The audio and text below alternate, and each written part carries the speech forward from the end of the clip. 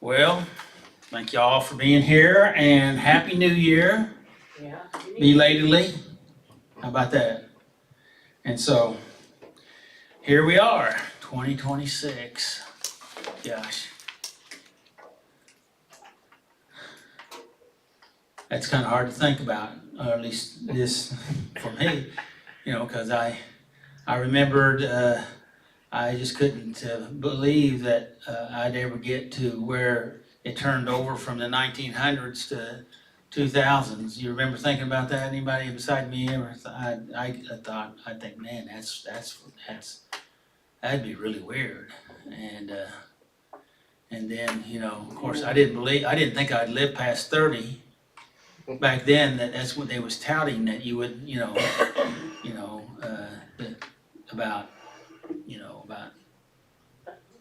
you didn't have a life after 30 or something, things like that. So anyway, I wasn't for sure about 30.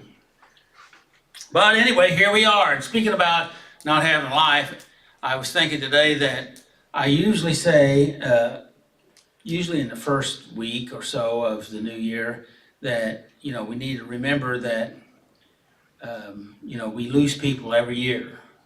I was trying to think if we actually lost anybody died out of our present meeting that I'm aware of. I don't remember anybody, but for all the years before, the 20-some years before, usually someone had passed away in the previous year out of the meeting, either that was actively involved. In fact, one time we had one guy that came to the meeting on Saturday night and died late that Saturday night or early Sunday morning. Wow. And I remember a guy a few years ago that was in the meeting and he hadn't been there for a long time. He'd come in and out. He's very sharp, very intelligent, and he had a biblical understanding too, and I've tried to encourage him to engage, and he did this particular night. And before the next week, I think it's in the middle of the week, he had an episode and was shot and killed by the police. And so I just but we all lose people. A year ago, maybe it's been 2 years now that Steve Metzger died, and some of you remember Steve. A lot of you do, but anyway, I think of Steve a lot, and we all have people we think of, and of course I think about Steve Bakos, which was our missionary to Nicaragua, which I got to go down there several times and worked with him, or he worked with me, one or the other, I'm not sure. I'm probably the one that needed to work, right? So anyway, it's a new year. We don't know what is in front of us, but God is faithful to lead and guide us. And I was thinking this afternoon, praying and meditating, and I was thinking about that, and Psalm 23 came to me.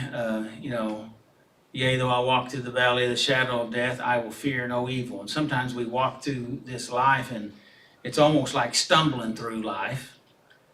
But somehow He's able to take our stumblings and bring some regulation and some organization to it, and cause them to work out for our good, if we don't sabotage ourselves.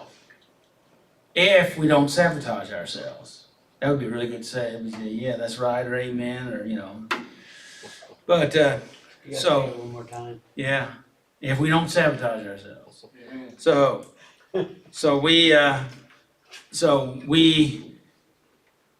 we should really endeavor the best we can to trust God more than we trust ourselves. What do you think about that statement? Yep. because, well, it might be kind of hard, but the fact of it is, this may be a hard statement too, but he's more trustworthy than I am. I believe it. Well, I take that. So anyway, tonight we're going to talk about our step one. We're January the 1st, or actually it's the 3rd, but it's the first week in January, so we're going to start with step one. And step one is we admitted that we were powerless. And that's a pretty big statement. What are we powerless over? Over our problems. What aren't we powerless over? Yeah, well, that's you got me there, John. And that our lives have become unmanageable. Well, for us, yes.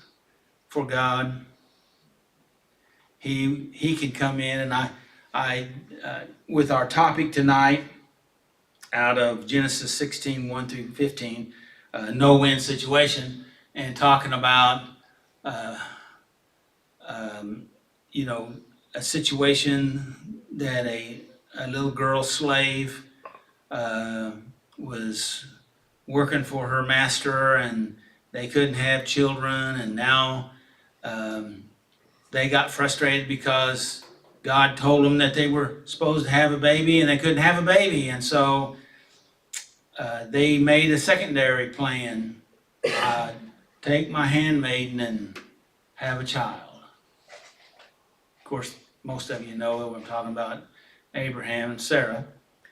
But if you put flesh on that, Sarah did the same exact thing that Adam and Eve did in the garden. Made a secondary plan and used their individual power to try to cause God's plan to come to pass. Does that make sense?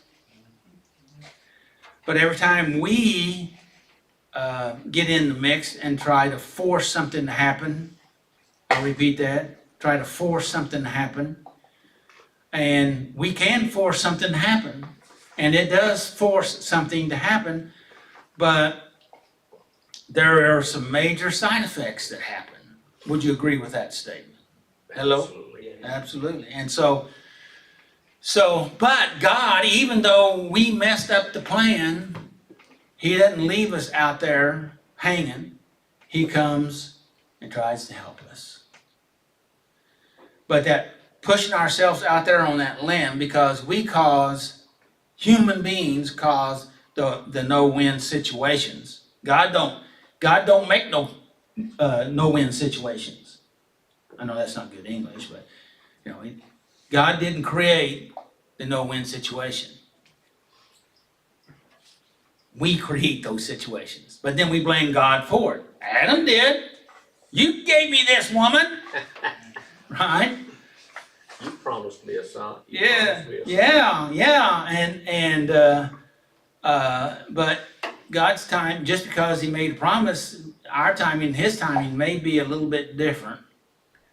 And I was checking ages. I know I've deviated off the deal, but I was checking ages, and Sarai, which was Sarah later, was like 85, 86 when they got the word that they were going to have a child.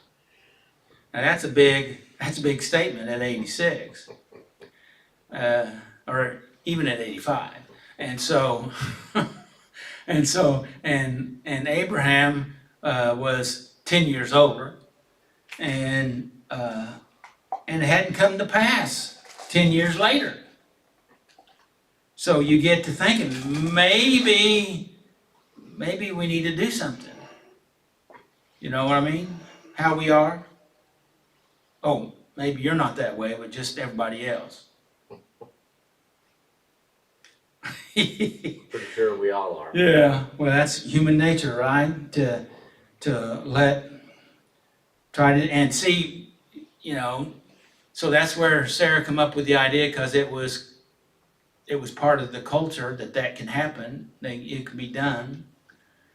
And so she thought it was a good idea until finally God reminded them that it was going to be Sarah that has the baby, and then after Hagar's child, Ishmael, was 14, 15 years old, then Sarah had her baby.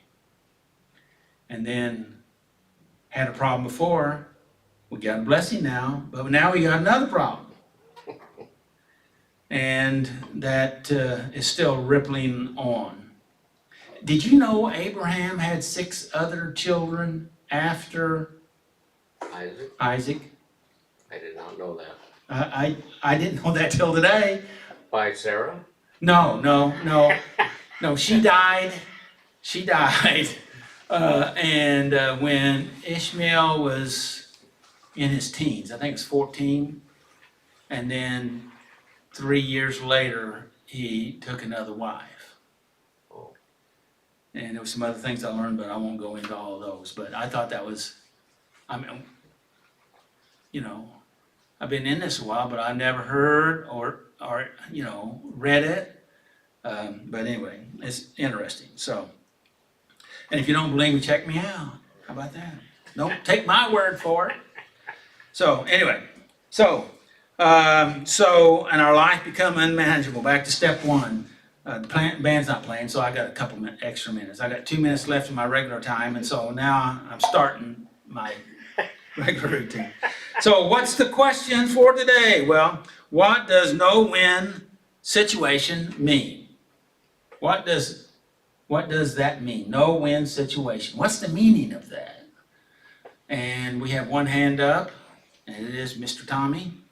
A no-win situation is circumstance where every available option leads to loss, harm, or guilt, and there is no choice that produces a healthy or just outcome. Good. In other words, Well, see the next line? In other words, no matter what you do, something important is lost. did you have any thoughts on that? This is very messy, like life. I mean, I remember back when I couldn't even find a way out of this messy, what they're talking about here. Right, and that's a no-win It was situation. like a cyclone. Yes. Kept Yes. And we've all had some of those. going. I've had some of those. Okay? And we're going to talk about how to try to find our way through some of those. And who's responsible for this cyclone that you're talking about? I am. John, you're responsible for my cyclones? We are all responsible for our own cyclone. Tommy, who's responsible for your cyclones? Yes. Yeah. And that's the first step of recovery.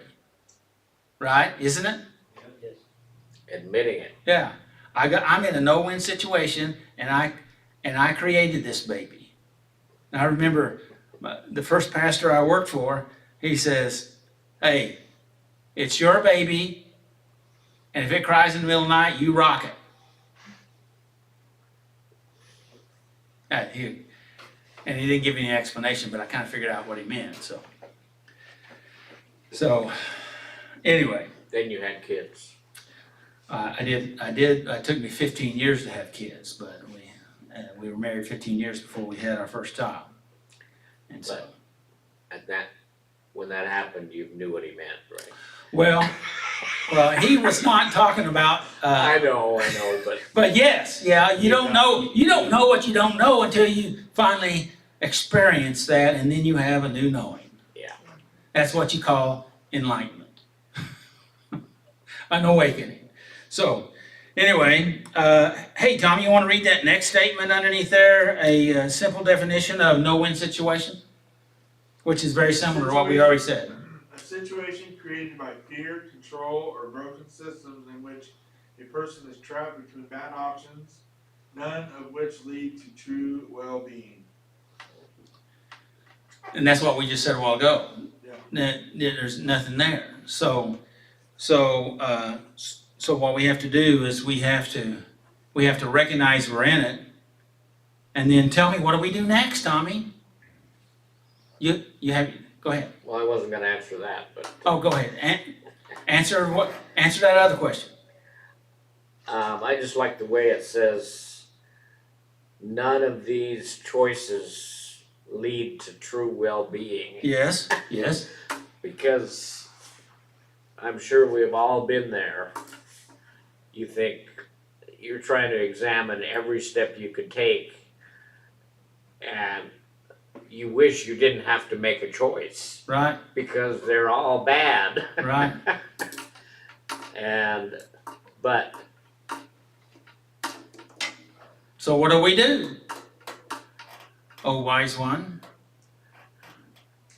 we pray, we talk to God. Yes, yes, yes, Say, God, I need your help. yes, yes, Please. yes, I know I've ignored you for a long time, yes, yes, but I'm ready to listen now. yes, yes, yes. And isn't it strange that we created those systems to put us in that spot, to get us to come to that place of openness, surrender? Yeah. And we did that to ourselves. Boy, we're pretty sharp, aren't we? Well, we're imperfect. Well, I mean, unconsciously, we got us to the spot we needed to be. Maybe with the help of the Yeah. Holy Spirit a little bit. Yeah. And so, and it's a tough spot. And, you know, I remember one of my early ones, I was working for a company, and I went in as a helper maintenance man, and they said I probably wouldn't be there very long. That's what the people there was talking about, and because I was the helper to the helper. And then the helper that I was helping quit, and then the helper the guy that was in charge that I was helping quit, and so I just got automatically bumped up to head of the maintenance department, and then I was in charge of the truck maintenance and the plant maintenance, and then they wanted me to be in charge of the production of the plant, and so had a lot going on. But so there was a truck that the highway patrol had written up and said it had to have something done and then get an inspection, and we had 30 days to do it, so it was pretty good. But I didn't know about it until the day of, or was it the day after? I think it was after. They finally told me that this was going on, and my boss wanted me to take the truck and get it fixed and get it out to the highway patrol and get it inspected, but lie about it. Tell them that that we didn't know about it. I don't know how he told me how to lie, but I don't remember. He wanted me to lie about it. And I said, I can't lie. I felt like I was in a no-win situation. Probably not as bad as some of the others I've been in, but this was difficult for me early in my life, and I remember driving all the way out to the highway patrol had a station out on I-44 between Joplin, kind of where the way station. I think it was where the way station was, and so, which I don't even know if they still doing that out there now or not, but and so I pulled up there, and I went up to the highway patrol, and I said, God, what do I do? Because they told me I needed to lie, and we need this truck going to Oklahoma tonight. You know, what do I do? I'm gonna be in trouble if we don't get this truck through there. Well, I said, okay. And so I went in there, and I walked up to the highway patrol and handed him the paperwork. Come on in. And we got an information sheet right there. There's one that's stapled in. There's a couple papers there. So So, and so he looked at it and he says, "It's kind of late, isn't it?" I said, "Yes." And he looked at the truck, he said, "Okay." He signed it and handed it back to me. And I thought, oh man, you know, thank you, Jesus. And I don't know, that was, you know, those spots like that made, for me, that that did something for me, even though it was a difficult, hard spot.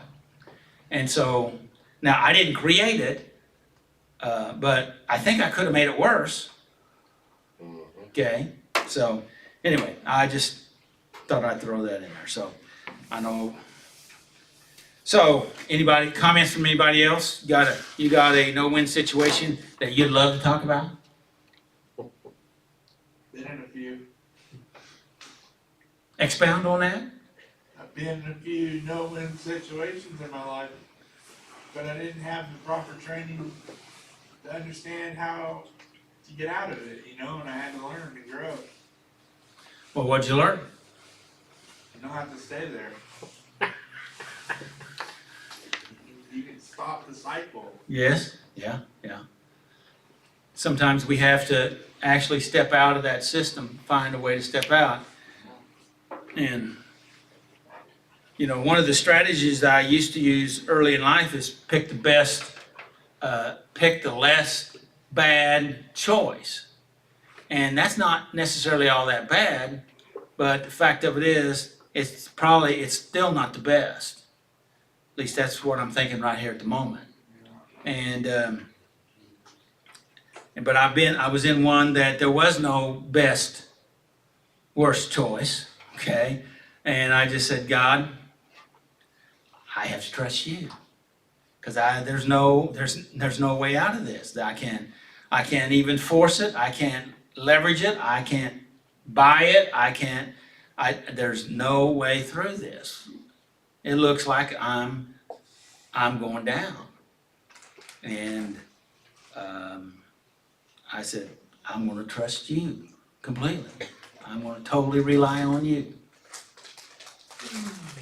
And so I was able to make that, and then I thought, well, who was I relying on before? I was relying on me. And so then I decided, well, okay. And immediately I felt differently. And you can't necessarily walk by feelings, but I noticed that because I was pretty hopeless up to that point. And then things that I hadn't seen or could even imagine that would happen started happening. And that's God intervening in our lives if we give him a chance. Would you agree with that? So that's what we're talking about, no-win situations. And anyway, like we got all kinds of information on here. Let me jump down, and there's a lot of good stuff. Robert, did you have anything else you wanted to add on that you read that you wanted to talk about before I go into step one? Step one, as I've already read, is how the next question is, and I'm looking for it, but you know, how does step one connect with no-win situation?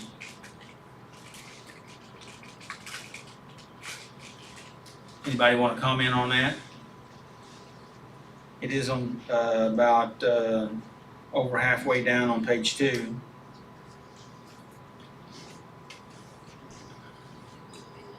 Well, no-win situation reveals our powerlessness to start off with. Would you agree with that statement? Yeah. And then when we're in a no-win situation, a no-win situation is living in a system where every choice leads to loss. I thought the terminology system, living in a system. Well, the question is, How do we get into the system? Well, we chose to be in that system on purpose or unconsciously, because sometimes we make those choices. Would you agree with that statement? So step one begins when we stop pretending there was a winning move. Okay? You know, pretending that there is a winning move. That should rattle some cages there, I think. Go ahead. And I think that's so true in addiction. Right. It mentions that here Yes. because we think that giving in to our addiction is gonna make us feel better or Good. make the situation better. Good. But on the other hand,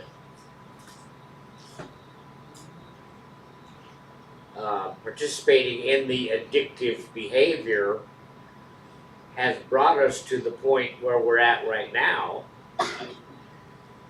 And so it's so ridiculous that we can fool ourselves thinking we have no choice, we have to revert back to what we've always done, which is what caused us to be here anyway. Right. Absolutely. And pretending, I think that statement, pretending that there is a good move here, you know, and that's by staying in the good move in that system that I'm talking about, right? You get what I'm saying? And we got to choose to break the pattern or the system, like you were saying a while ago, Tom. And that unmanageability is often systematic. Okay, means we just keep making bad choices, and things are getting worse and worse. They're not. You can't manage that stuff, right? Yep. We try. If you use addictive terminology, we try to manage our addiction, our compulsion, our behaviors, our emotions, our rages, our depression, our obsessions. But we if we're not careful, we fall. We dug a hole and then we fell in it, basically. And some people say, well, I didn't dig the hole, I just fell in it. Well, maybe that's so.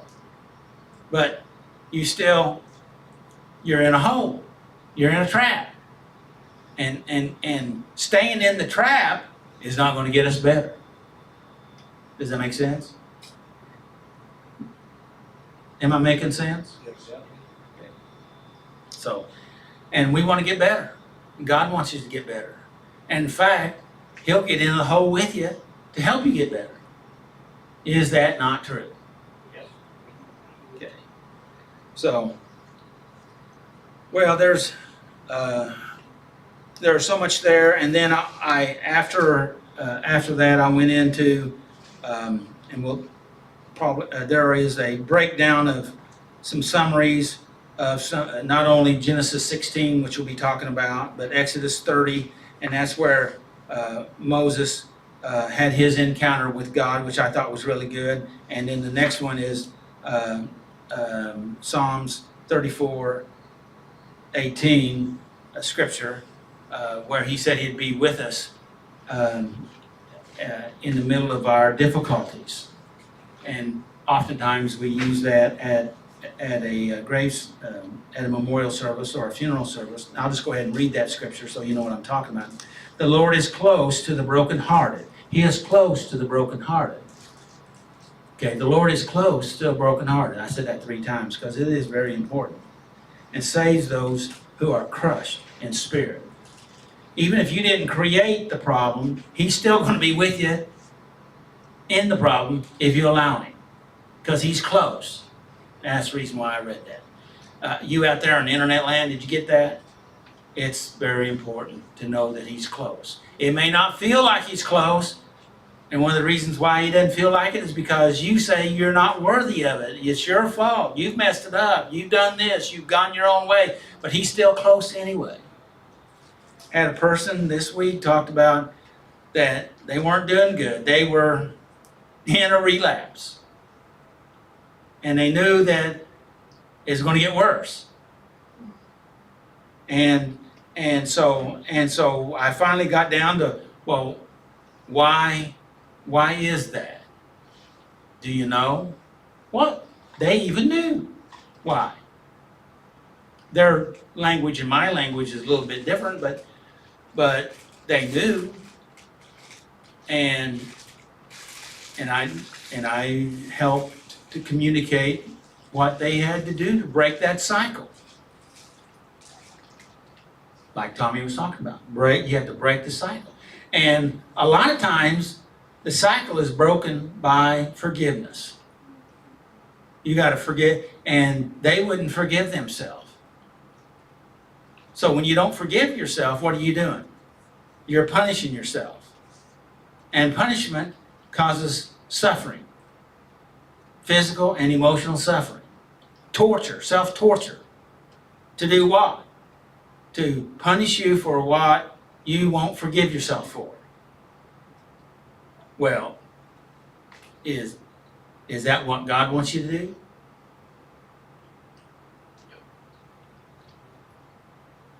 Now, intellectually we know that, but we've all been in that pit before ourselves, right?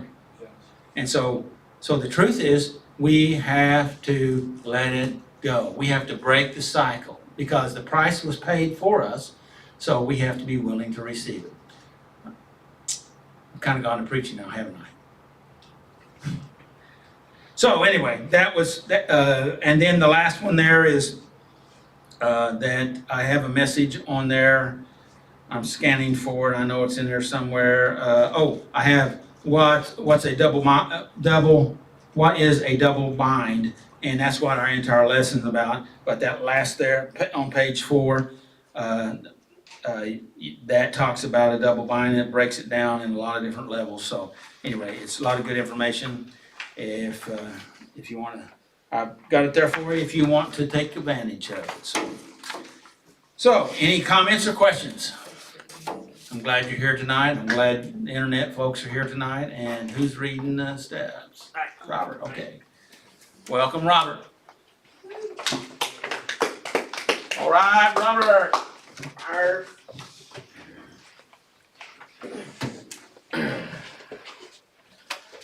12 steps.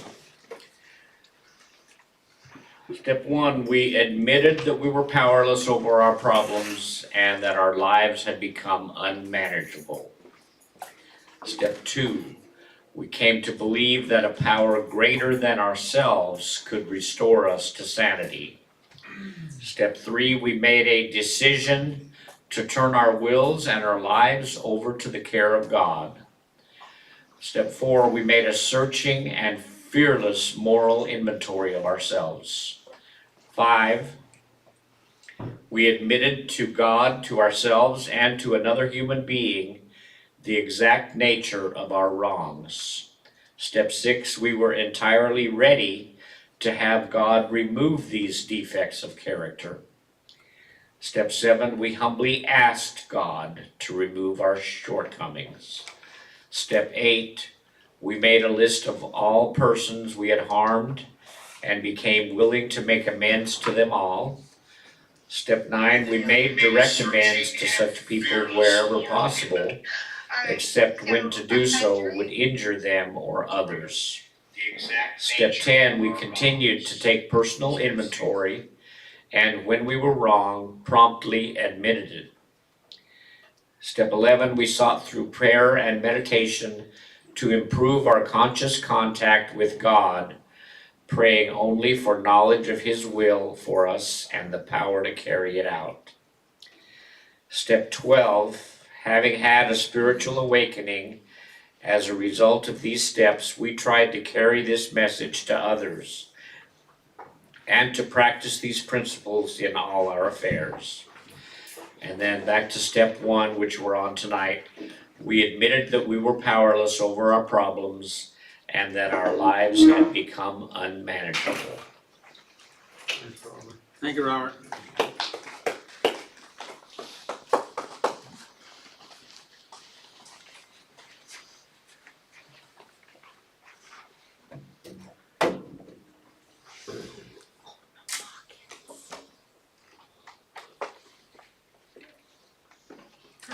Aye. I just realized I didn't have pockets. Don't have pockets. Well, I thought I didn't have pockets, but I do.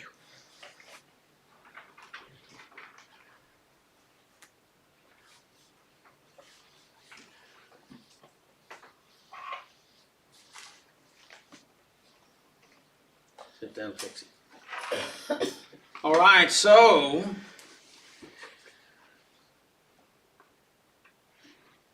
why did you choose this topic tonight? It's near and dear to me. I've been in the truck before.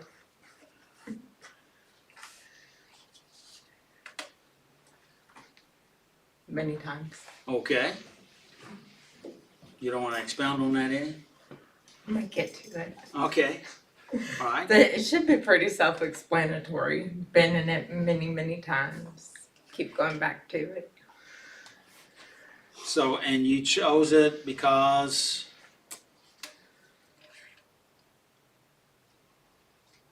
Well, apparently I need a refresher course in it.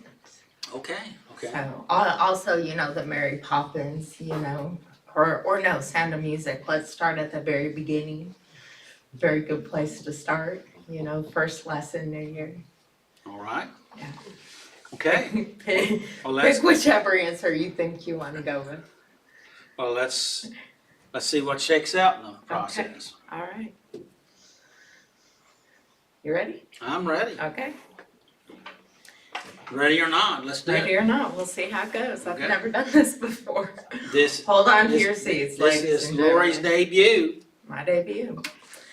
Step one, we admitted that we were powerless over our problems, that our lives had become unmanageable. Sometimes we are powerless because of our situations in life. I agree What? with this statement. Good. So what does our situation, what does that mean? Our situation, Our station, excuse me. our station. stations Our stations. in life. Well, where we are. What does that mean? what we're dealing with, what we currently do every day, and what we deal with every day, no matter just our daily life, and the muck that we have to shovel in our life, in our daily life. Okay. So, do you have any other thoughts on that statement? Sometimes we're powerless because of our stations in life. Without God, we're powerless. Just we are. And I've learned that. Why do you think that's the case? Got any thoughts? I'm getting to it. Okay. We just are. Looking at situations, any situations, where you're powerless. And when we can see only what we can see. That's true. You know, at a Rubik's Cube, you look at it and you only see the face that you're looking at. You don't see what else is going on the other sides. But God sees all the sides. I like that illustration. Thank you. I just came up with seriously, I did. You know, we can try to twist it and turn it, but we're still only seeing the one face of it. And God can see all the faces. And God can see all the turns that we need to make. Yeah, Robert, please. One thing that I think of when it says stations is sometimes we're in we have a position, like in work, where there's someone above us, there may be somebody below us, there may be somebody beside us in the same level of power. Mhm. So we're not free just to do whatever the heck we want to at work. Mhm. We have to answer to someone above us. Yes. So, or a child may be in a station in life where their parents have control over them. Mm-hmm. So I think, in my mind, we can make that, we can try to justify the wrong choices we make because we say, well, it's because, just like Adam did, because of the woman you gave me, because of my parents, it's because of my environment that I grew up in, whatever station in life that we might have, we try to put blame. And maybe that's how we originally got into Yeah. our problem Yeah. without realizing where it was gonna lead. Yeah. And it not being able to see all the aspects that you feel you need to get the full story of any one certain situation could give you some fear and some powerlessness. You know, with like the Rubik's Cube maybe in a bigger scenario. Yeah. Not being able to see all aspects So- of every situation. So is that irrational? No, it's What- totally what belief am I talking irrational. Huh? What belief am I talking about? The fear. The belief of what? The belief that I should know Of everything. powerless, right, That I should know everything. So that- right. and And that and- leads and to. who of us here knows everything? Oh, you do. No, did you see my hand up? You expected me to No, just because I'm I was looking at your body position, you know, gestures, and I thought maybe. Oh no, oh no. I got no, another no. question in that sentence too, Yes, I know, and I'm it's for everybody. I'm still reading my. Yeah, my well, I got, thing, well, but- no, I mean, I got another question in that Okay. sentence. And the question is powerlessness. Mhm, We have an emotion tied to powerlessness. mhm. Would you agree with that? Yes. And what's the emotion? Fear. Fear? Vulnerable. Yeah. Maybe even hatred, right? Anger. Yeah. Yeah. Excuse me? Anger. Anger, yeah. Depression. Could be, yes. Rejection. Yeah, just, it could be just all kinds of stuff. Mhm. Because there's a belief behind that, which we just almost touched on a moment ago. What's the belief? Fear. No, well, it's a fear, but Well, if we almost it's a touched- belief, it's the belief that we should not be powerless. Yes. We should be all powerful. Not all powerful. Well, just, then, where, just- just what? just enough To What? to not, just enough to fill in whatever blank is missing that we happen to need at the time. yeah, that ought to work. Yeah. And you know what? We do have that ability to fill in that Yeah. blank, and Yes. it's yes. called, It's called the only way possible to feel any sense of power is to let God have the power. There you I go. have that written down. all right, you But did it's good. easier. It's easier. So much easier to say that and realize it and type it down than to actually give over the control and do it. That's true, but it's all gonna start someplace, right? Absolutely. You know, the Absolutely. lie that we're believing started someplace, Absolutely. and we practiced it a lot. Yeah. Yes. and it got stronger and stronger. Yes, it Would did. you agree with that? Absolutely. But somehow that was easy. Well, that's because we were in possibly surroundings that helped reinforce that belief. That's a good point. Well, thank 10 you. points for Doug. All right, I need it. 10 points for, you know whose line is it? Anyways, he gives out points, but the points don't matter. Oh, 10 points for you. thank you. You're welcome. Anybody else that got any comments on any of I that? do that at home too. Oh. Yeah, Points don't matter. points don't matter. I give them and take them freely. God, give me grace. You'll need lots of it with me. Yeah, that's true. Were you warned about me?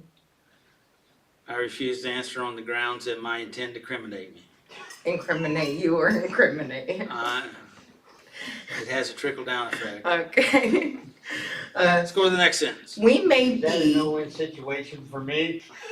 yes. Either way can go bad.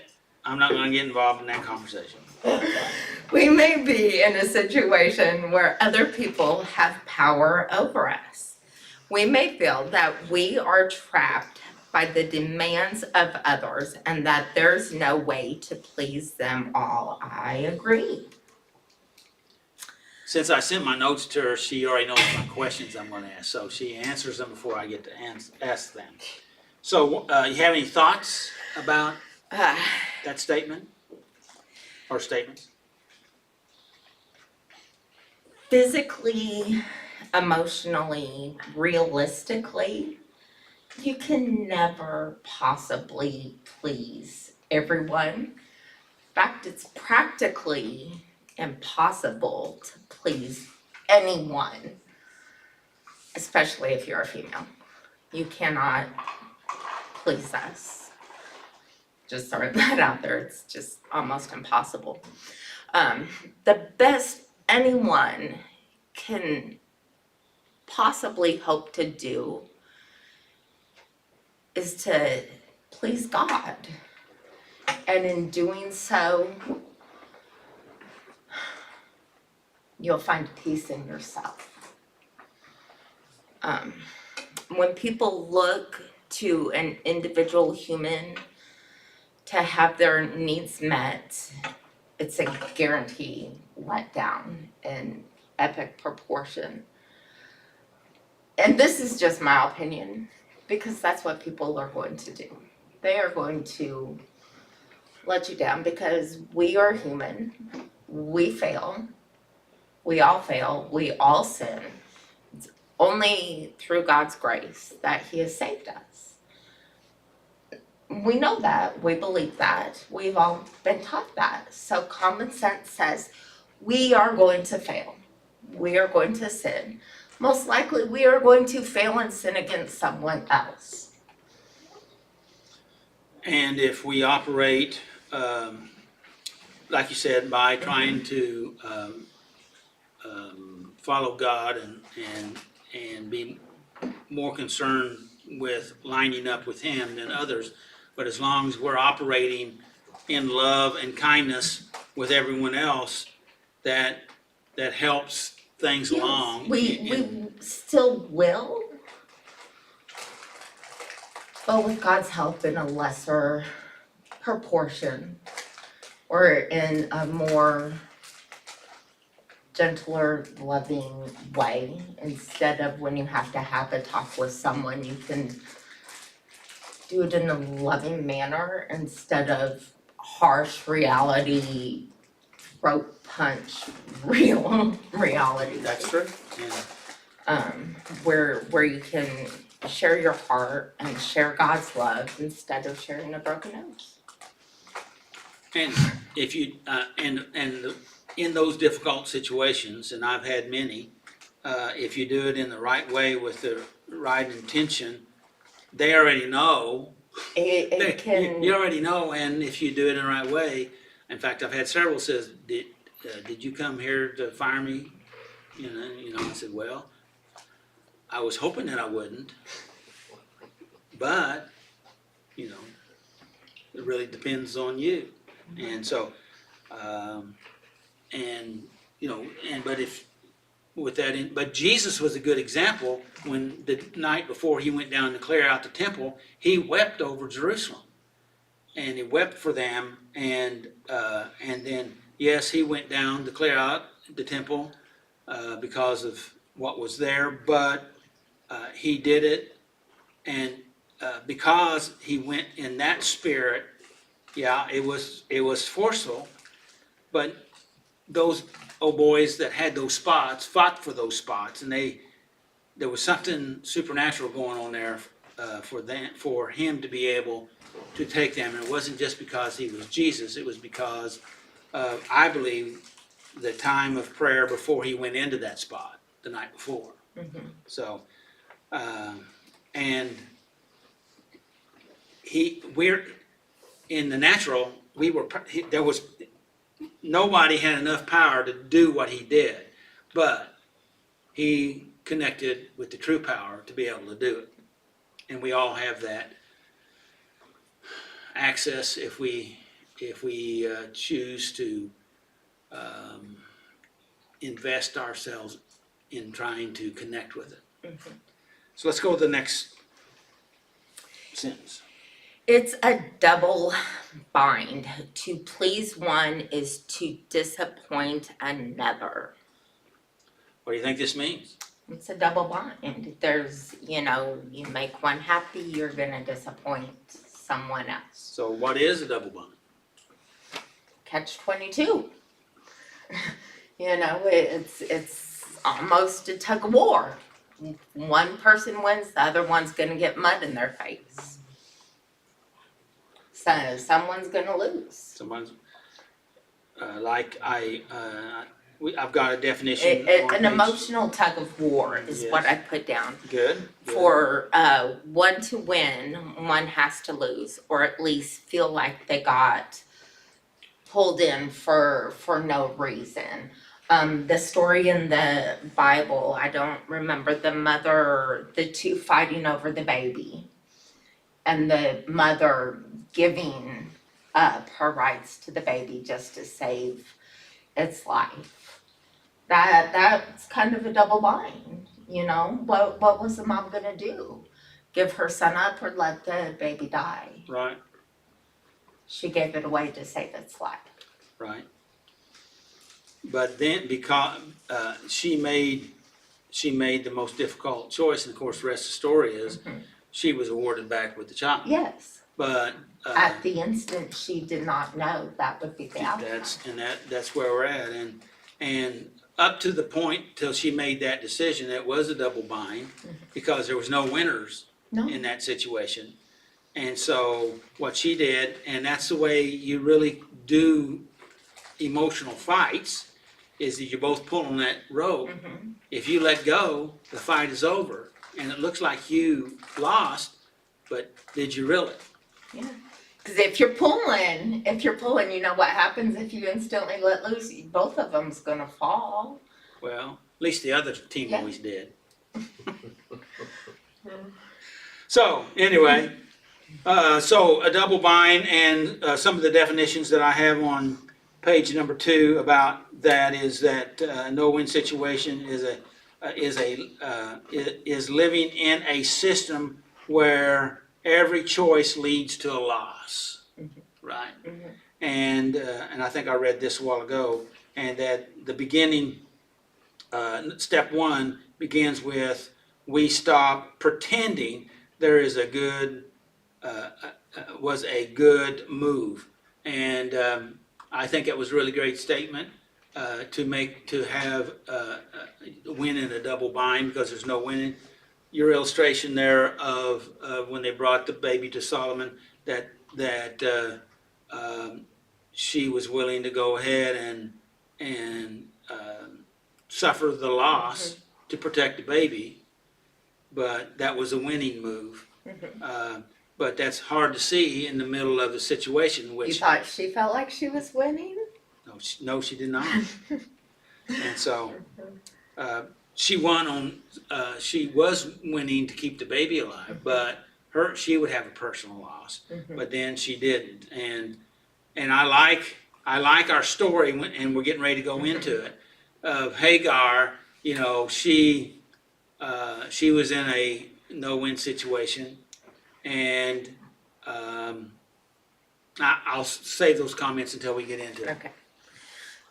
Sometimes when we feel stuck and frustrated with our relationships, we look for a measure of control by escaping through our addictive behaviors.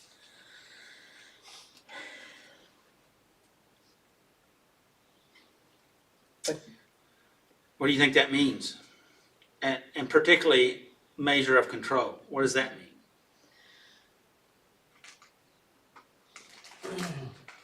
Well, when you're in a double bind, you feel like you're out of control. And I can't imagine anyone who feels like who enjoys that feeling. I know I do not feel like, I do not enjoy that feeling.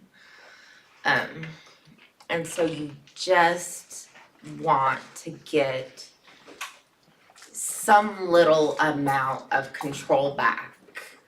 And I'm speaking from how I feel on this. In any area Okay, so what does that mean? of your life, just a Measure- little bit. And so a what's, little bit of control Okay, in some and area. if you're in that system and you're trying to get that control, what are you doing? We got a problem and we're trying to manage it, maybe? You're like some way of feeling like you have some say or power over the situation that you feel like you've lost Well, control. when we're in, when we have addiction issues, or we're talking about addiction issues, Yeah. or behavioral issues, or It would mental be- issues. It would be so very easy to jump back into the comfort zone of your addiction. their term was escape hatch. Yes, the You- escape hatch. You to hide the out, comfort hide out, zone into yes. your addiction. and that is what they're referring, in my understanding, that is what they mean by a measure of control to the escape. Just a little bit, just something to We'll just grab take onto. the edge off a little bit, right? Yes, just something, a measure, Ease my just a pain, little yeah. bit, just something to give you I'm just gonna. some sort of grasp, that there's some sort of little bit of control. And so you just slip into your addiction, There you just a little bit, just to give you just a little bit of a measure, like a little bit of measuring spoon of that control into your addiction, to get a little bit of control back. So does anybody have any flashbacks? John, you had your hand up a while ago? Is that called compromising? Is that called compromising? What do you think? Yeah, it seems to me like you're compromising? you're compromising, you're compromising your situation to either appease someone else or to appease yourself. And and when we do that, what does that do to us? It totally messes us up. Because we're trying to take care, we're trying to either appease them or appease ourselves, and we're not connected this way, we're connected this way. And that's a way of saying, another way of saying it is we're not dealing with the reality Yeah, of we're not the even problem. reality of what's happening, yeah. We're hiding from it instead of dealing with it. Yeah. Right? Is that too much? Anybody disagree with that statement? No. That's good, John. I saw another hand back here in the back. Tommy, you had your hand No, up? I was just, you were asking a question earlier, Okay, I don't remember what it was. all right. So now that we've kind of beat on this a little bit, so that statement there, what is a measure of control? A little bit of the old Oh, habit. okay. It's a pacifier. Oh, that's good. It's, That's a good one. it's just something that we convince ourselves is gonna make us feel better. When deep down we probably That's a know good it statement. isn't. That's a good one. That's a good one. And so it's, I mean, I don't know if you wanna hear personal stories, but I can't tell you. Only if you wanna tell it. Huh? Only if you wanna tell it. Well, I might as well. I gotta admit it, right? You don't have to, but Yeah, you're, but- you know, it's It doesn't what's in hurt your anything. best interest. It's in my addiction of gambling. I can't tell you the number of times I would convince myself that I would just take $100 to the casino. When that was done, I was done. Well, I don't think it ever stopped there. Anyway, I would just, and I knew it wouldn't stop because I was always take more money than that and just leave it in the car. And then I would have to go out to the car to get it, which gave me a chance to walk away. But I mean, it's just, I look back and I think, I don't know. I was fooling myself. I was lying to myself. I was compromising what I knew was good, knew what was best for me. And until I admitted that I couldn't do it, I was powerless, I would just keep on doing the same thing. I had to admit it. I had to pray to God. I said, God, I can't do it. I can't control it. That's when I finally was able to stop. Now, even after that, I had a few relapses, but not nearly as many, and I was determined that I was gonna let God help me. That's great. May I ask a couple of questions? Yes. Are you sure? Are you positive? I was sitting here listening to you and I was thinking, because even though you were kind of hard on yourself when you were talking about going with $100, but you had more in the car, my question is, even though we look at that as being, you were just fooling yourself, but wasn't that a few notches better than you were before that? Yes. So that was, Because before I would take $2,000 with me, with more in the car. and so, but my point I was wanting, you were, and we all have done that. We've all gone to, it's not from 1,000% zero, and always zero. It's a process. It's a process. Everybody hates that word, but it's a process. And you worked on yourself. What you were telling me, and I know I've talked about it. I helped a guy turn in a meth lab to the sheriff, and he wanted me to be there, and I helped facilitate getting the sheriff to come and do all that he was supposed to do to do that. And he had certain procedures he had to do, and I remember the sheriff after after they were all done, he made this statement, which I thought it was, I'll be honest with you, I thought this was kind of strange. But he said, "Is this everything?" And the guy says, "Yes." But it was months later I found out that yes wasn't really the yes. It was most of it, but it wasn't all of it. The most expensive chemicals just kept him for some reason.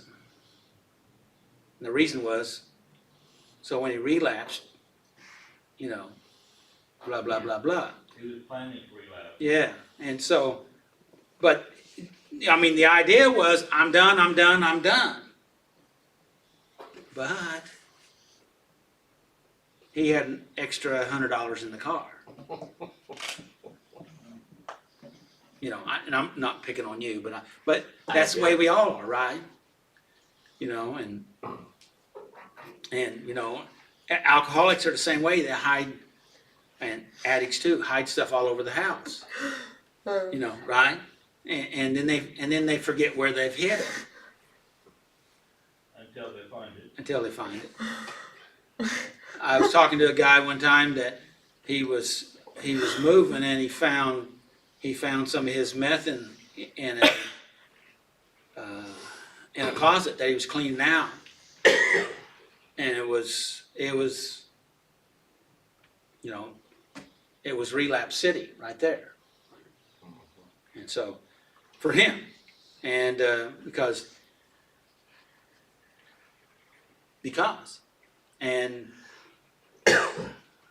I remember he got mad at me the first time because I tried to get him to work on a relapse system, you know, steps, what you need to do when you relapse, and he said, "I'm not relapsing," and he got mad and left. And relapsed. And he did relapse. There wasn't but a few weeks later, I don't know how many, but months later, he came back and apologized. Said, "I should have listened to you." I said, "I understand." And I did understand. So, all right, let's go back to, Hagar is a picture of powerlessness. She had no rights as a girl. She was a slave to Sarai and Abram. When they were upset because Sarai could not bear children, Hagar was given to Abram as a surrogate. When she did become pregnant, as they had wanted, Sarai was so jealous that she beat Hagar, and Hagar ran away. All alone out in the wilderness, she was met by an angel who gave her an amazing message. Genesis 16, 9 through 11 says, hang on a second. yes, A scripture that we're not going over here, but it's in our reading. The angel said to her before he gave her this message, said, "Where you come from, and where are you going?" And I thought that's a pretty good little question. You know, When you're powerless. Mm. Where are you coming from? Where are you going? I don't know. I don't know. I just that question was I felt like it was a powerful. Where did you come from, and where are you going? And of course, it's challenging. You know. Go ahead. Genesis 16, 9 through 11. Return to your mistress and submit to her authority. Then he added, I will give you more descendants than you can count. And the angel also said, you are now pregnant and will give birth to a son. You are to name him Ishmael, which means God hears. For the Lord has heard your cry of distress. Any thoughts on that scripture? Anybody? Go ahead, Robert. She had a station in life. She didn't, I don't think she chose that station, but she was there and she had to live with it. She had a master, she was a slave. We all have stations, right? Whether we realize it or not. Right. And to some degree, And so we many don't times. we don't choose them, right? Yeah, I mean, we go ahead and yield to it, but we're all in that same spot. Yes, John? We also all have things that are masters over us. Yeah, and we think the real powerful people have all the ease, but they got more bosses than anybody. Yeah. We just don't realize it Mhm. because they got more pulling on them. Yeah. And I heard an interview just the other day. No, it was on the way in tonight. It was a guy that was, I'd never heard of him before, but evidently had some fame in Bible teaching, and he says, have you ever thought you wish that you could go back and not be recognized by so many people? You know, go back into being able to just not be recognized. And he says, I've thought about it, and at times I wish that I could, you know. But so the point of that story is we all have the same struggle wherever we're at. Yeah. Go, and Robert, I know I interrupted you, I think. That was the main thing I was gonna say, and so she did the only thing she could think. She made a choice, but she probably knew that choice she made was one that was gonna turn out bad. So it was gonna be bad if she stayed, it was gonna be bad if she ran away. But she chose one of them. Running out into the wilderness that you've never been in before, okay, without any provision. Yeah. In not just the wilderness, but into the desert wilderness, okay? Right? How's that gonna work out for you? And you're pregnant. Yeah. Anyway, I'm sure we all can relate. We've had situations like that. Yes. But And God came to her and told God her, came to her, and that's exactly where I was going, but I don't want to cut you off. no, God came to her. Right. God came to her, and she called him, gave him a name, the Elroy, and that it's that God sees. God sees me. And for a slave girl, we're going to use her as a picture here, a slave girl that was the lowest of low, right? Even though she wasn't as lowest of low because she worked for Sarah, okay? So there were probably other slaves that was lower than her, right? Just, you know? But she felt like she was the lowest of low. She was being beaten. And the reason why she was being beaten, well, because she wasn't being beaten before she got pregnant. She wasn't being beaten before Sarah, her boss, put her in the arms of her husband.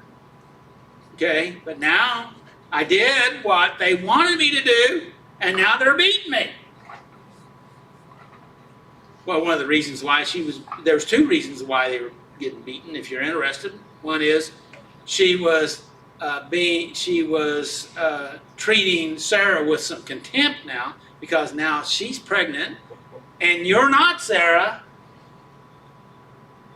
And it's like, I have risen in stature, and you have lowered in stature.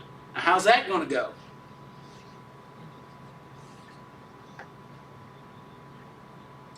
And of course, Sarah was jealous because she was able to be pregnant. And in all cultures, and even in today, females, if they want a baby and they can't have a baby, then they feel that there's something extremely wrong with them. Mhm. And I said a while ago, my first child, we were married over 15 years before we had her, and every Sunday morning Sunday afternoon on the way home from church, I had to try to negotiate with my wife crying most of the way home after women talking to her why she wasn't pregnant. Mm. And she was in charge of the nursery, which she wanted to do because she loved kids, but it put her in positions for people to continually badger her.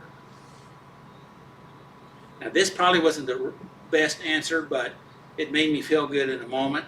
So it's not a good thing. But I had a cousin that he was talking to me one time, and he said, well, how do you handle people that keep asking you a question? How come you don't have any children? Because they hadn't had any children, and they'd been married 10 years or so.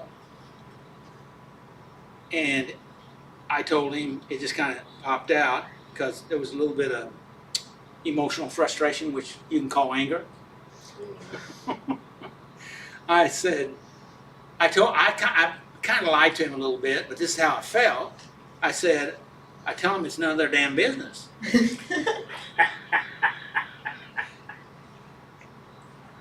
And he just laughed. Yeah, And I did tell people similar things along that line when they caught me in a less emotionally controlled situation. So anyway, I don't even know why I told that story. I liked it though. It's the truth,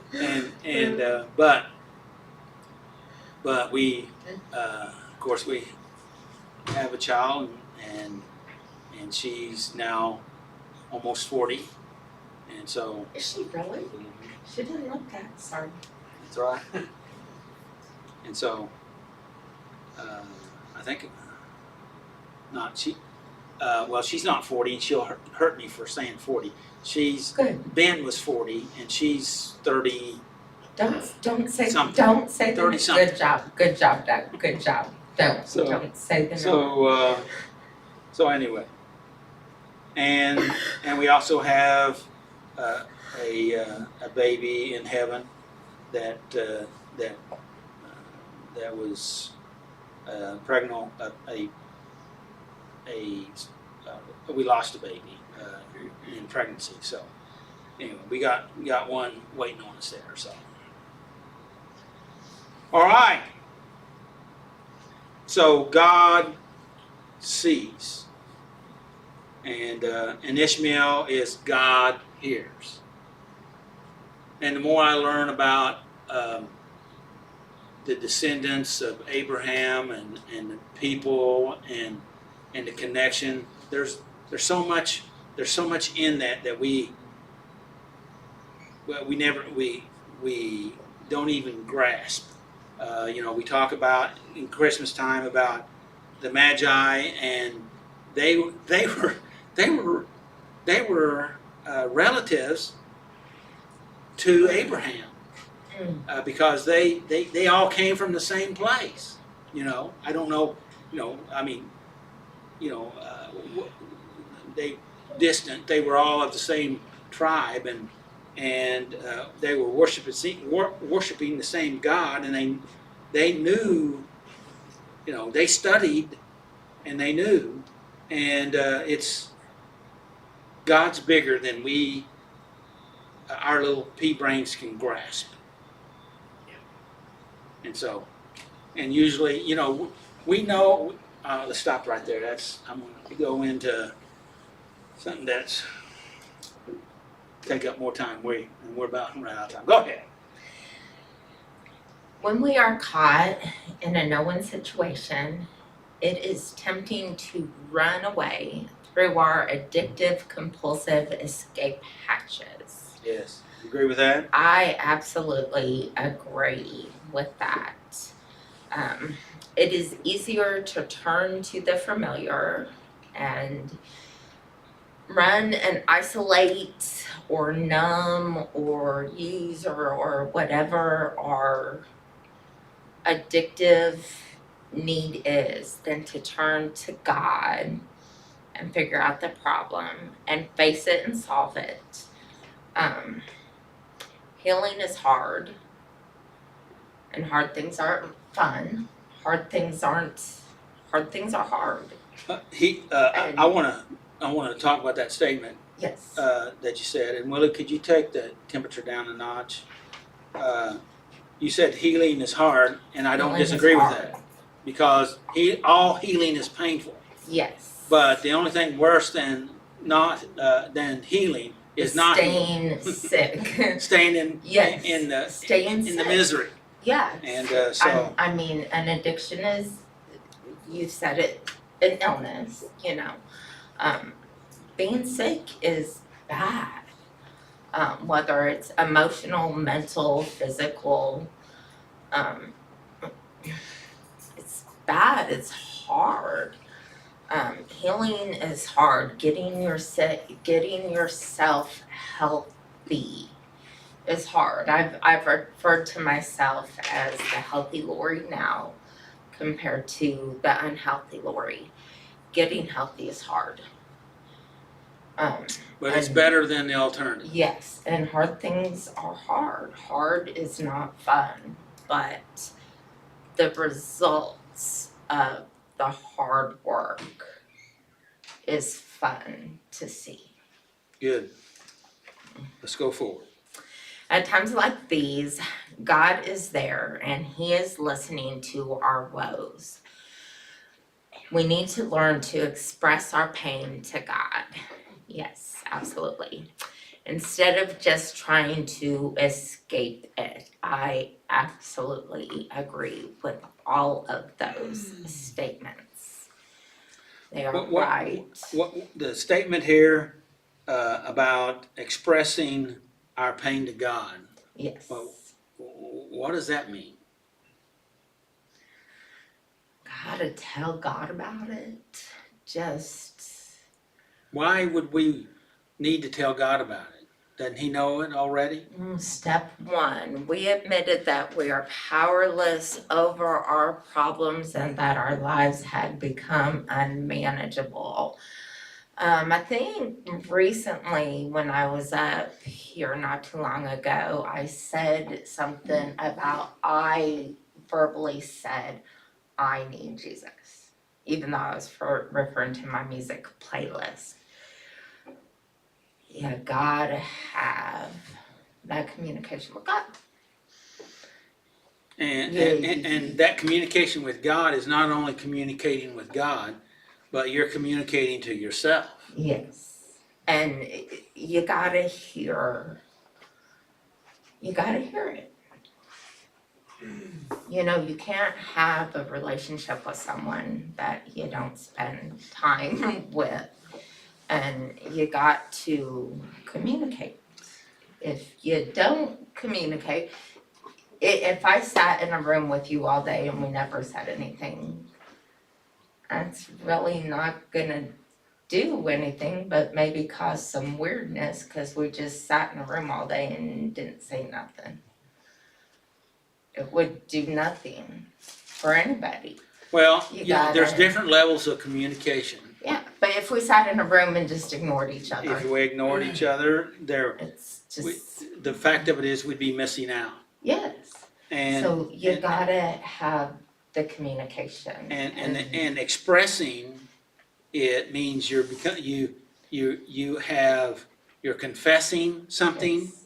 So you're getting real, you're trying to be honest, you're opening up, you're trying to be sincere in that the best you can. And you know, if you actually say something and you hear it, you might actually say, oh my gosh, that's really wonky and off. And did I really think that Yes. or say that? Is that really what I was thinking? Mm-hmm. Good. And you didn't realize it until Yes. you vocalized it. I've had that happen to me many times. And once you And the person I was talking to was myself. yeah, and once you vocalize it, then you've heard it and you realize it and you can fix it. But if you don't vocalize it, then you're missing it. Brandon, did you have anything you wanted to say? Because you kind of. Okay, you kind of moved there a little bit, and so I was going to just check, see. Okay, Keep going. go ahead. Okay. He hears our cries and is willing to give us hope for the future.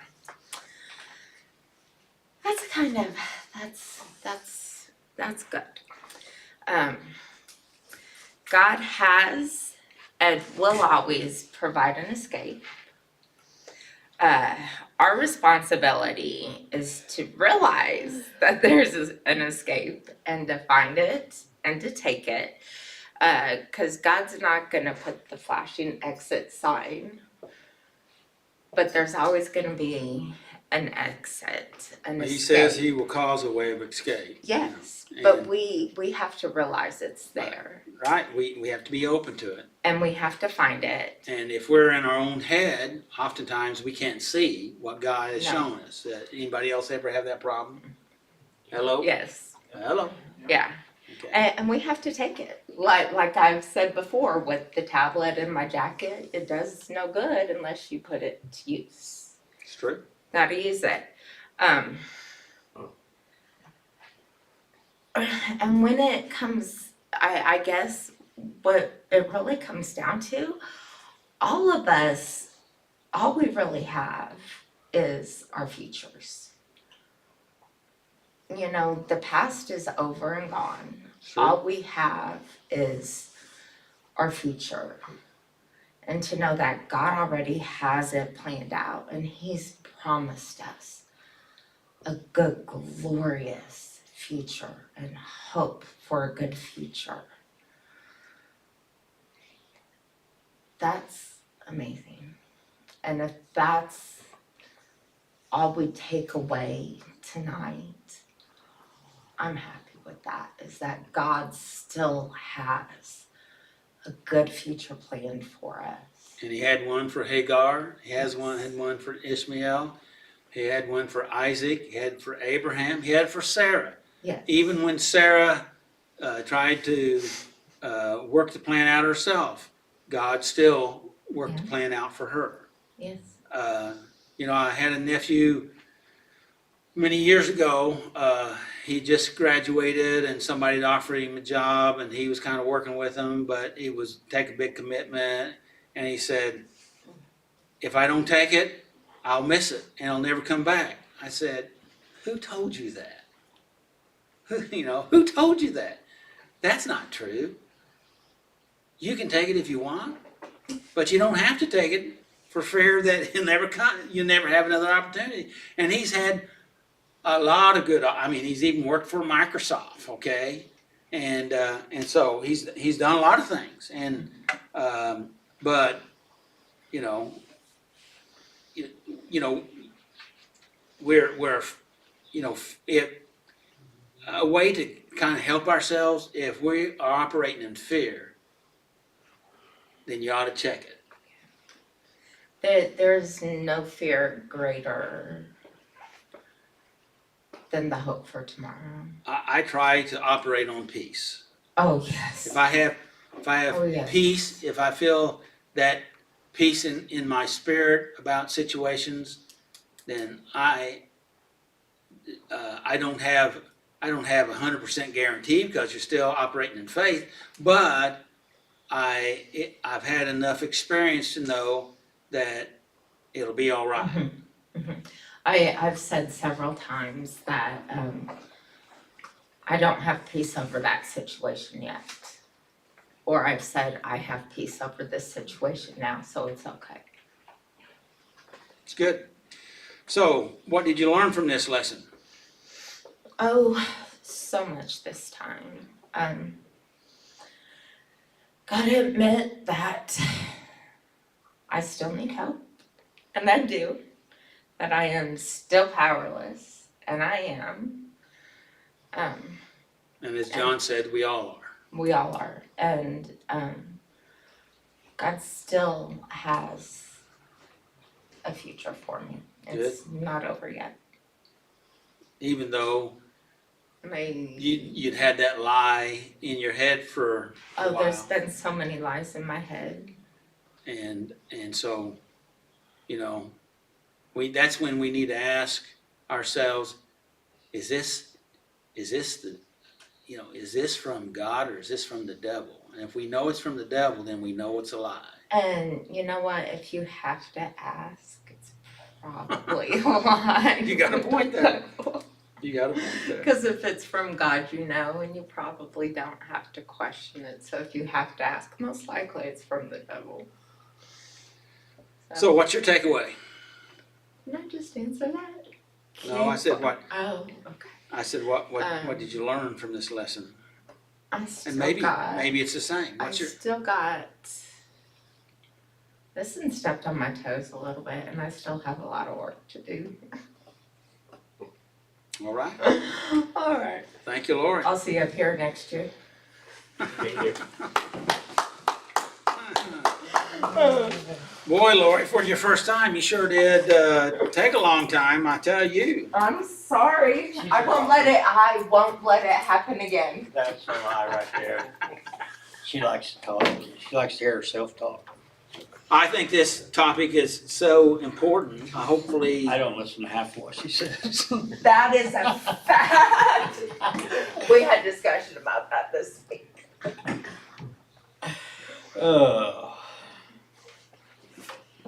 It's been a long time since I've done a reflection. Really has. And this one hits real close. No-win situation. Question 1. What feelings do I experience as I acknowledge people in my life who have power, such as superior spouse, religious leaders, and sponsors? what feelings? Well, back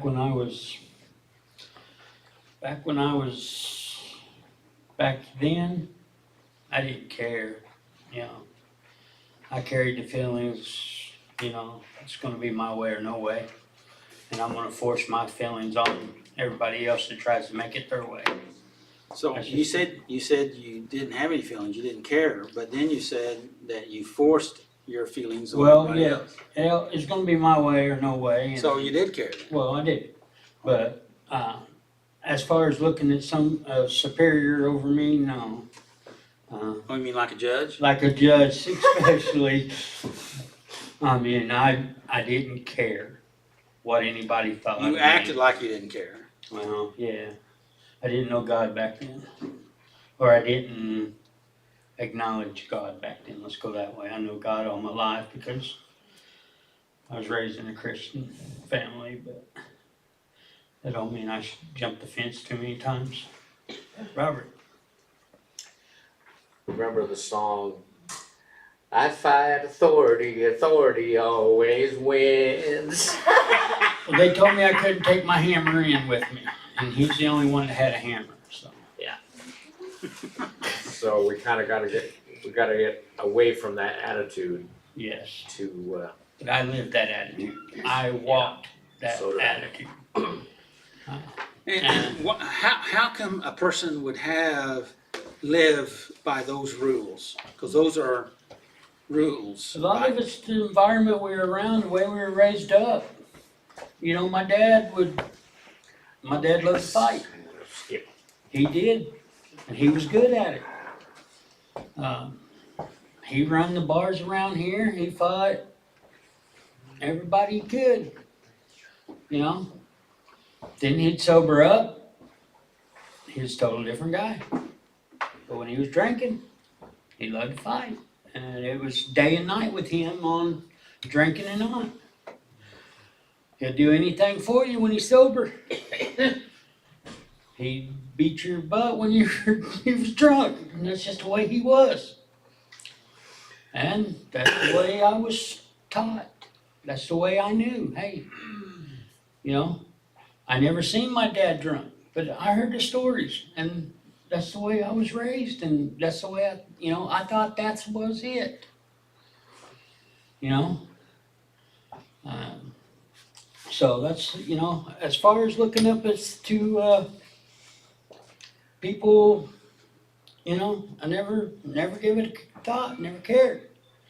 Then, when we get down to question number 2, when I found out that, it all changed. Now, I'm no better than anybody else, and show me respect, I'll show you respect. I'll give you respect I'll give anybody respect till they show me that they can't be respected. And that's the way a lot of people treated me back when I was in my addiction or in my anger. Hey, they didn't want me around because, you never knew what I was going to throw out there. Any questions? No.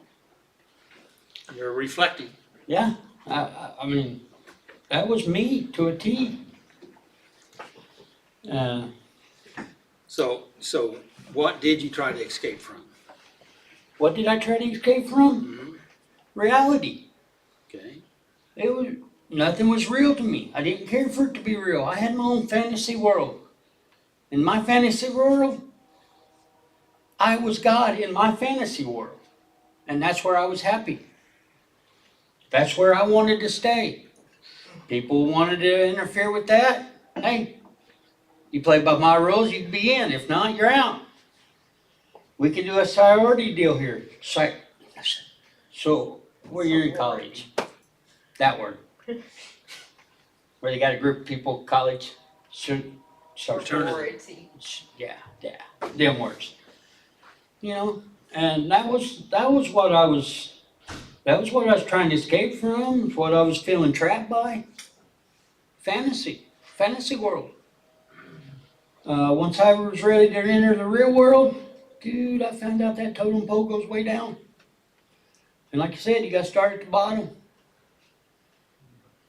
And so that's when hey, this ain't working. Let's get on the right path here. Let's get on that totem pole and start climbing. Let's go to question number 3. How do I feel escape? How do I escape my feelings such as anger, boredom, fatigue, and loneliness? I just get away. I get away from everybody till I cool down. And I look at it through a different, hey, no, this is gonna lead this way. We done been there. I'm not there now. I'm over here. And I have to get away for, it could be 2 seconds, it could be 2 hours. Then I walk back in and say, I'm sorry.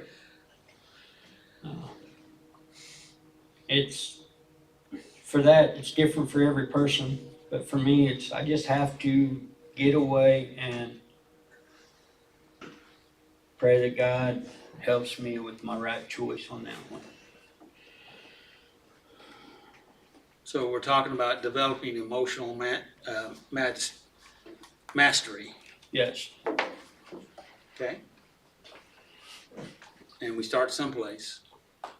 And it's a continual process like we were talking about earlier with Robert on all of our obsessive compulsive behaviors. I read to Robert's story of the $100 and the rest in the truck because I know I'm going out to it. I've been there. I have been that same scenario.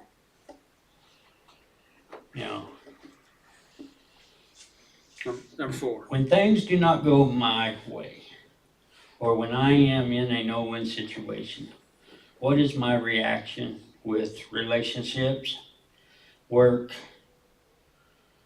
promotions, kids who question or rebel, traffic drivers in front of me, people talking on cell phones in public places, financial difficulties, people who hurt or disappoint me, or God who seems to be silent.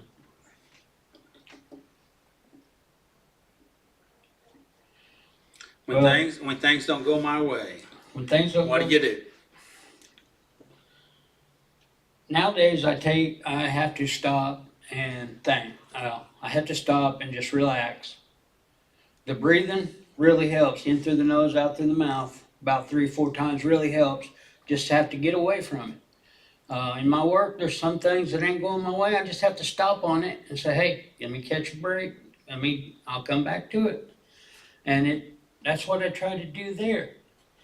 We'll skip over the traffic because there's no hope for that. I'm telling you. People on the cell phones.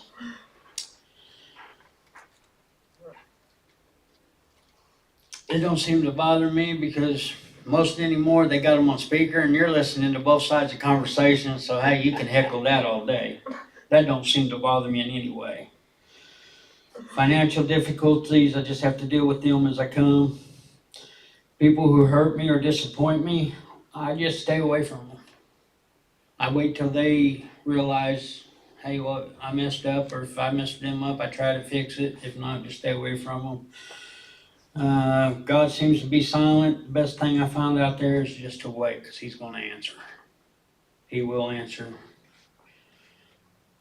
How long does it take you to answer somebody sometimes? Thought about when God seems to be silent,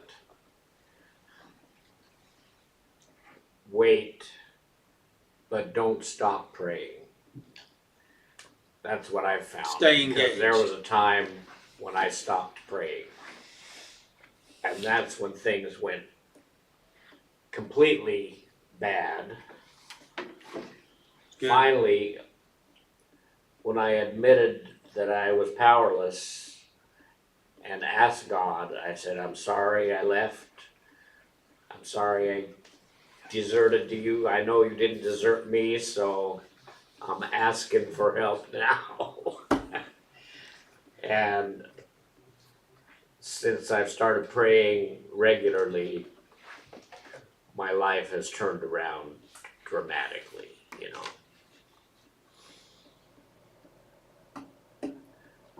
It's good. God was waiting for me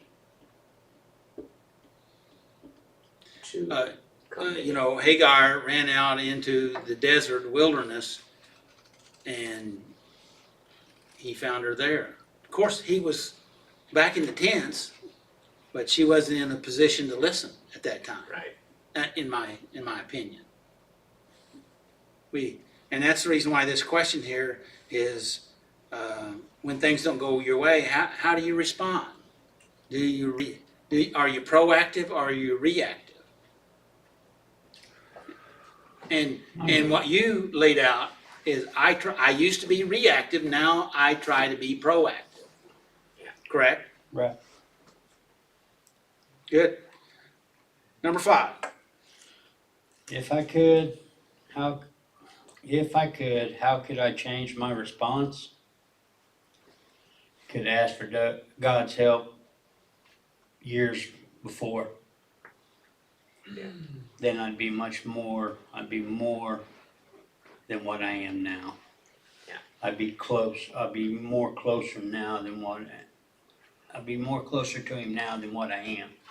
Well, we can't really, that's a good statement, except we're not there, we're not in the past, we're in right now in the present. So let's go into the present here, or, Oh, right now? yeah, If I could, how could I change my response? I could stand and ask God, how can I get through this? good, What am I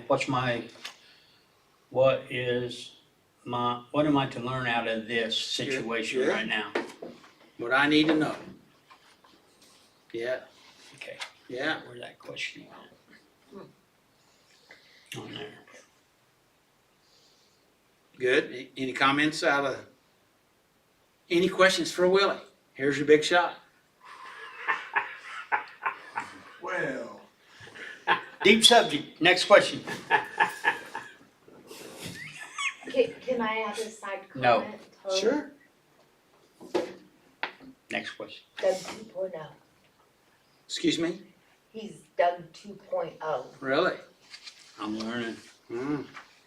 like I said. I'm this slow, day. but I'm learning. Lord bless you. Yeah. So, what did you learn from this lesson, Willie? Well, I learned I can see from where I started and where I am right now.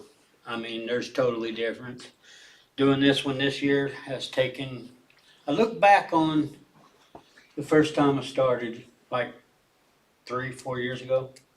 I look back on the way I'd answered these, and then I'm thinking, you know, it's not as bad as it looks this way. I know the situation. And I go in, and like you said, sometimes you gotta take you gotta pick the less of the two evils. But when you're trying to debate on which one of them which one's the best, you got one in the left hand, one in the right. If you look in the middle, there should be God to help you pick. And, you know, I just kinda, hey, one of these has gotta be done. I sat back and think, which one, God, should I choose? I mean, which one's gonna be the easier one for me to go through? Cause I'm gonna have to do one. You know? You know, Abraham here, when Sarai came to him and when she was mad at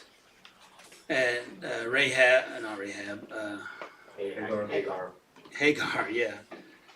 And so she said, you know, you did this, talking to Abraham, you did this, what are you gonna do about it? And so he basically said, she's your servant, do what you want.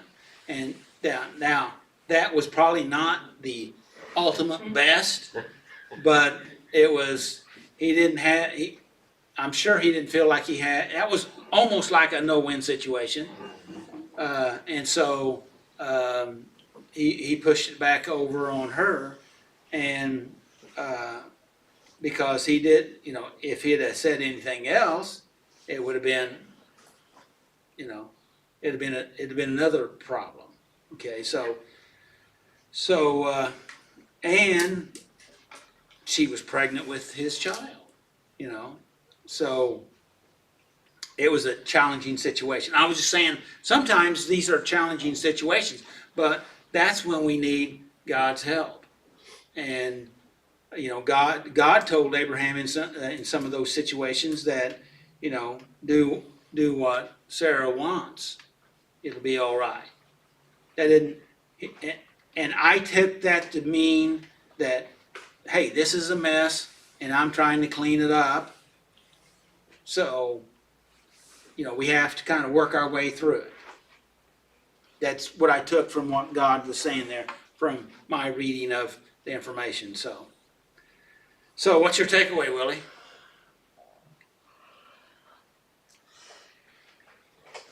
Keep on, hopefully I can make the right decisions. Just keep moving forward. Good.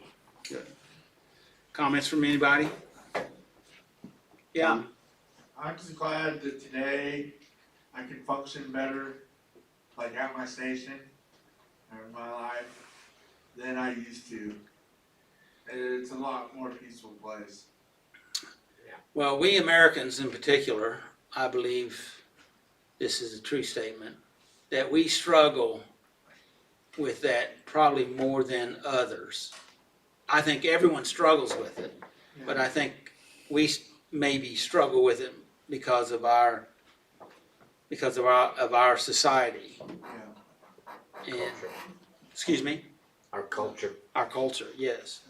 And so, you know, I was listening to a couple guys from England talking on a podcast, and they were comparing the English society to the North American, United States society, and contrasting them and comparing them, and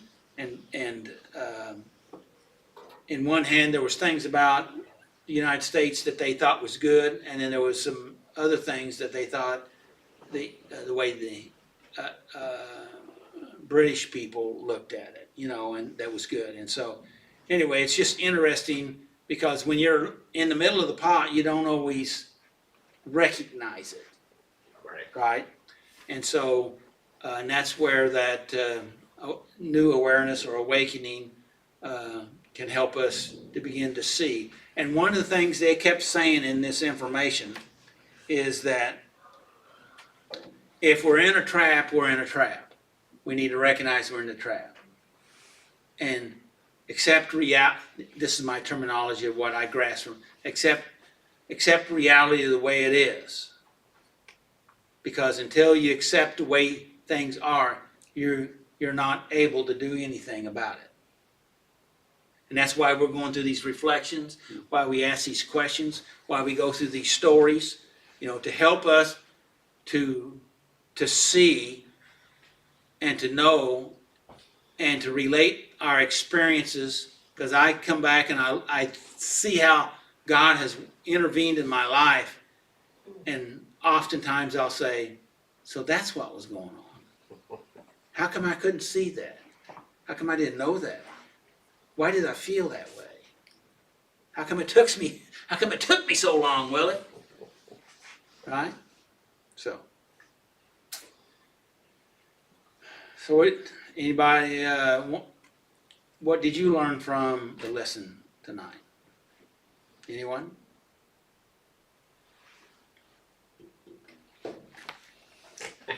No one? Thank you, Willie. May the Lord bless you and keep you, and may His face shine upon you and give you peace.